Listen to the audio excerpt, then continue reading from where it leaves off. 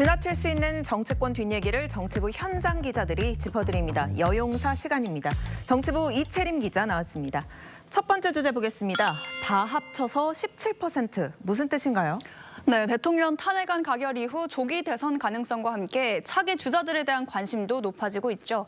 이재명 대표가 크게 우세한 구도인데 반해 범여권 주자들 지지율은 모두 더해봐야 17%에 머무른다는 조사 결과가 나왔습니다. 한동훈 전 대표와 홍준표 대구시장이 5%, 오세훈 서울시장과 김문수 고용노동부 장관, 유승민 전 의원이 2%, 안철수 의원 1% 순입니다. 한 전 대표의 경우 총선 직전인 지난 3월 24%까지 올랐다가 계속 하락세를 보여서 지난달 11%까지 떨어졌고요. 계엄 사태와 당 대표직 사퇴를 거치며 5%까지 내려앉아서 정치권 복귀 동력 자체가 떨어진 거 아니냐 이런 분석까지 나옵니다. 야권 상황을 보면 이재명 대표가 압도적이죠? 맞습니다. 이재명 대표가 37%, 구속된 조국 전 대표가 3%, 우원식 국회의장 1%였습니다. 현재로선 여권 주자 지지율을 모두 합쳐도 이 대표 한 명 지지율의 절반에도 못 미치는 겁니다. 대선 이야기를 한다는 게 아직은 좀 이를 수 있겠습니다만요. 이 여당 상황을 보면 대표 주자가 잘 보이지 않아서 후보 선출부터 힘들 것 같고요. 야당 상황을 보면 또 경선 자체가 큰 의미가 있을까 이런 생각도 듭니다.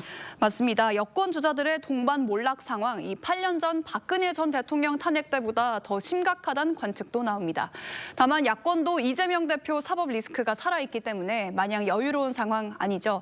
이런 상황에서 주목을 받는 인물이 있는데 바로 우원식 국회의장입니다. 우원식 의장이요. 이번 계엄 해제 그리고 탄핵 표결 과정에서 좀 존재감을 키우긴 했는데 대권까지 보기에는 무리 아닐까요?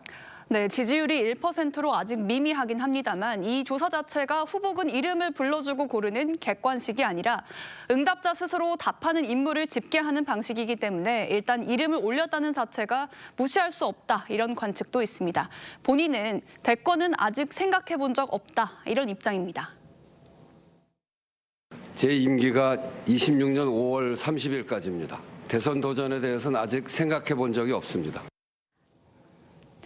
조금 성격이 다른 조사이긴 하지만 지난주 신뢰도 조사에선 이재명, 한덕수, 한동훈 세 사람을 제치고 1위까지 차지한 바 있습니다.